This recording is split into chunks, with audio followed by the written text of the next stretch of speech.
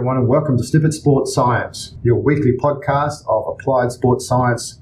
I'm Chris Cavilla and joined by Jared. How are you, mate? Good. How are you going? Very well, thank you. Getting close to Christmas now. Any plans? Might go back to the States, actually, for a bit. Maybe my dad's been talking about going to Argentina, so that would be different. That'd be great. Yeah. Anyway, so today we're going to get into a paper by Christopher Beaven, or Marty Beaven, Christian Cook, and Nicholas Gill. And the paper we're going to review today is called Significant Strength Gains Observed in Rugby Players After Specific Resistance Exercise Protocols Based on Individual Salivary Testosterone Responses. Wow, that's a mouthful. It is a mouthful, as academic articles tend to be. So maybe we can break that down a little bit for the audience. This paper is looking at their individual testosterone responses to exercise. This is actually part 2 of a previous paper, where in the first paper they actually looked at the individual testosterone responses to 4 different weight training protocols. Traditionally, when we think about doing strength training, we think that hypertrophy type protocols, high reps, 3 sets of 12 to 15, are going to give us the responses that we need to gain muscle and strength and so forth.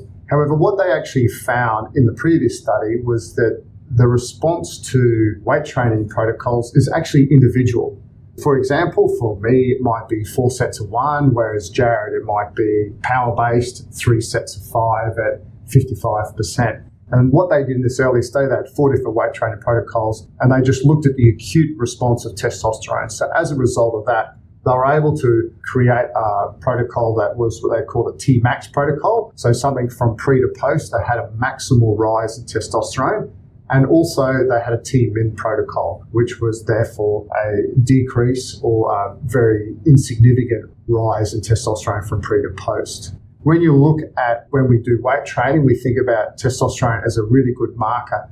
And what it's actually been shown to be associated with is not only increases in strength, speed, and power performance, but it's actually behaviors that are actually really positive, such as increased motivation to train, aggression, determination. And when you look at something like a weight training session, if you're more motivated to train, and one of these other studies actually showed that increases in testosterone were associated with putting on more weight on the barbell. So trained more, you expose the body to more stress or mechanical stress, and as a result, the body responded. And that's how we get stronger. We actually need to expose the body to a stress. We need to recover from that stress and keep stressing it so that we get stronger. On an individualized basis, which is a large point of this article. I remember in that formative paper, when they looked at the pooled group mean, actually they found no differences due to the changes in testosterone. And it was only once they individualized the data, because the testosterone response to exercise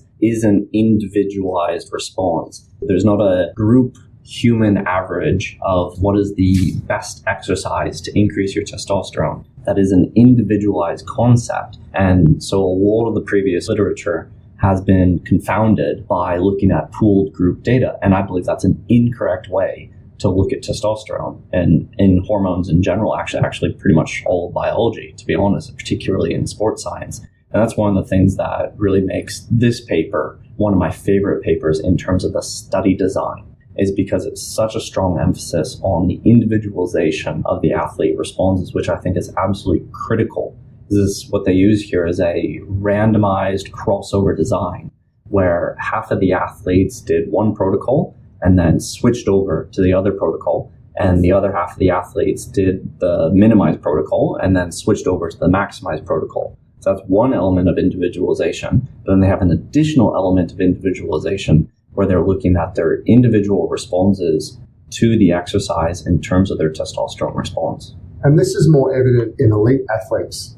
When you have a recreational group of subjects, they traditionally may not have the same responses as elite athletes, and therefore I think this has even more relevance to us as strength coaches or applied sports scientists in elite performance setting. Absolutely, and finding those individualized responses is a very method-intensive approach. And so Chris will go into that in a bit more detail, but I just want to say first that my hope is one day, we'll have genetic testing that will just be able to run someone's genetics and find out what exercise or what diet will be most beneficial for them in any particular sense. But in the meantime, we have to do very extensive methodological approaches to determine what is the best individualized response. Thanks, Jared. And earlier I spoke about the T-max and T-min protocol. At this point, they've already got what these protocols are, and therefore after the initial testing, the group was split into those two subgroups that Jared spoke about. One subgroup performed a 3-week training block that involved resistance exercise twice a week on their individualise T-max protocol. And obviously, conversely, the other group performed their T-min protocol. So that's twice a week for 3 weeks. These athletes were retested on the 4 protocols after the 3 weeks of training. After resting for 5 days, an unloading period, a crossover in the protocol occurred, and the subjects performed their alternating training blocks for another 3 weeks, twice per week. Recharacterization sessions were performed twice per protocol after the second training block. No other weight training was performed. So if I'm understanding this correctly, they had to test the T-max and T-min responses 5 times altogether. I think it was about 5 times. And that's 5 times for 4 protocols. So that's 20 different testing sessions that they needed to do to determine these individualized responses. It's extremely labor intensive. One thing that I would like to talk about a little bit that arose from that T-max and T-min testing protocols is the consistency with which the rugby athletes responded in their T-max, T-min protocols. So what we see is out of the 16 athletes, 12 of them had the same T-max, T-min at every testing point, both at the initial testing, the retest at midway point, and the retesting at the end point. One athlete then, so at 13, had a consistent at all 3 testings for the T-max, but then changed the T-min. And there was only 3 athletes that were inconsistent with their T-max, T-min responses.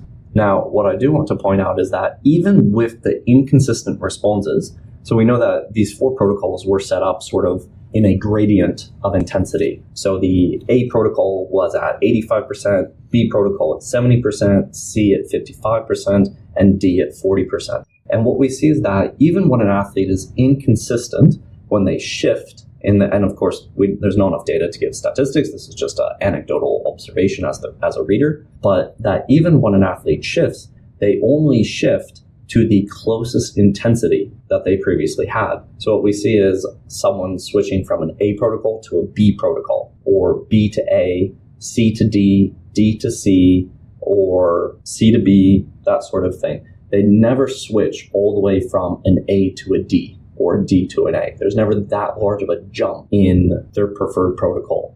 In respect to the procedures, maximal bench press and leg press strength of the athletes were assessed using a 1RM.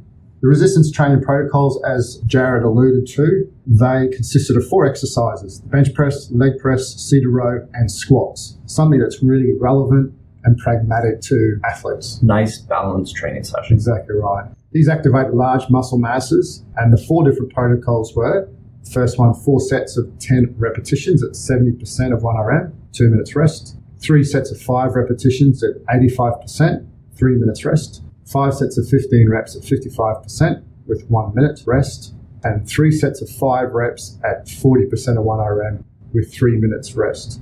Saliva samples were obtained immediately before and within 5 minutes of completing the exercise regime. Moving into the results, there's a couple of figures in this paper that I highly recommend to you. Open up the paper, the results are very clear in those figures. They really illustrate the differences between using maximal testosterone and the minimal testosterone responses. So moving into those, Chris, I think our primary outcome measure from this study is the percent change in 1 repetition maximum. That's what we care about, the strength changes in the squat and the bench press. And what did we see there in response to the T-max versus the T-min protocols? Those people who performed a T-max protocol had a significant increase in a cumulative weekly gain. So that's a 1RM percentage increase from the starting point.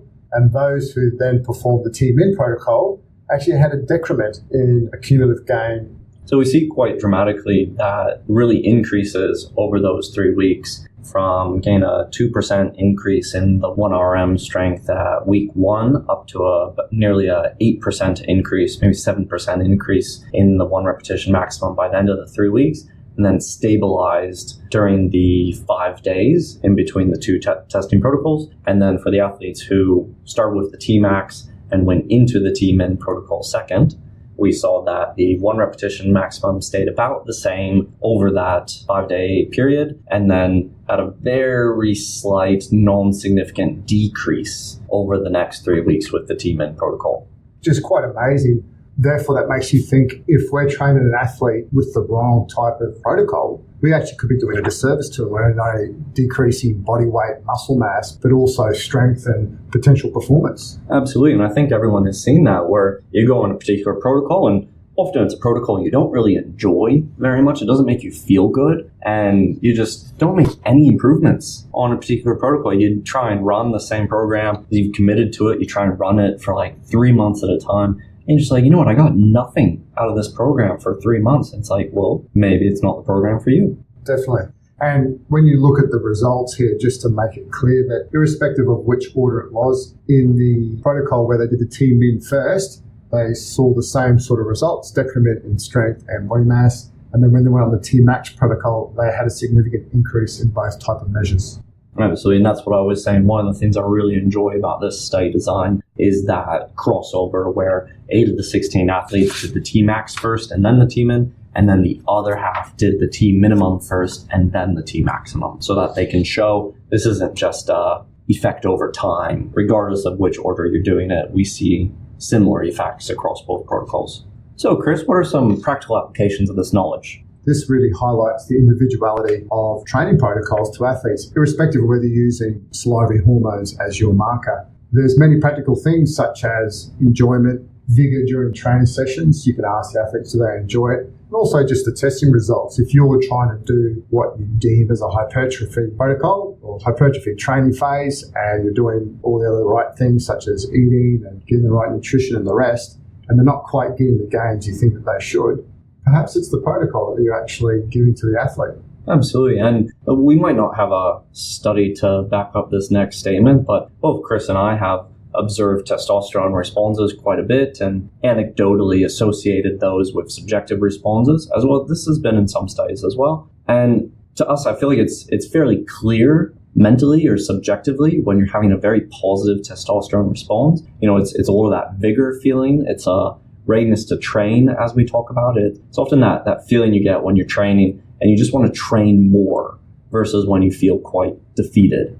That's sort of a difference between a T-max and a T-min response. And in my anecdotal experience, would you agree with that, Chris? 100%, yeah. 100%. So when you're going into a session and it's a session that makes you feel defeated, maybe not the best session for you. Whereas if it's the sort of session that you go into and at the end of it, you have that feeling like, oh, actually, wish I'd done a bit more. I wish I'd programmed a little bit more, and you want to do a little bit more work. That's a great program. Definitely. And many are observations and the questions that you need to give to your athletes to actually tease that kind of information out. All right. Thank you, Chris. Thanks, Jared. Once again, another great paper by Cook et al.